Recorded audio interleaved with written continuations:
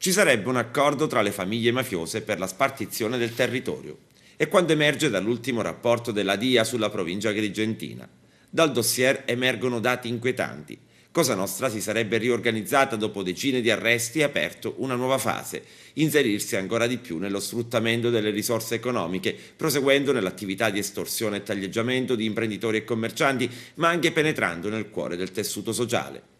Le cosche mirano in particolare ai grandi appalti pubblici e per amministratori pubblici e imprenditori arrivano anche le minacce.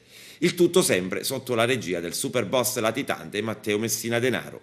Per la DIA, in alcuni centri dell'Agrigentino, le famiglie mafiose dettano legge.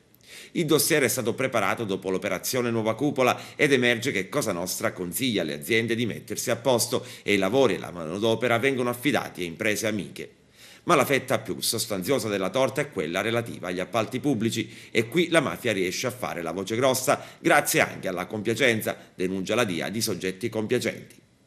La DIA si dice anche preoccupata per le recenti scarcerazioni di alcuni soggetti mafiosi di spessore di Agrigento, Palma di Montechiaro e Santa Elisabetta che potrebbero incidere sulla struttura mandamentale della parte centrale della zona montana della provincia, rendendola più forte e organizzata.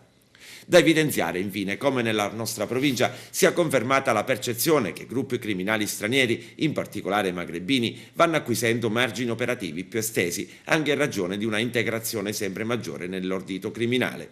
I settori privilegiati sono lo spaccio di sostanze stupefacenti, in gran parte ormai in mano ai pusher tunisini e marocchini. Bande dell'est europeo invece si occupano di riciclaggio di materiale ferroso e delle rapine.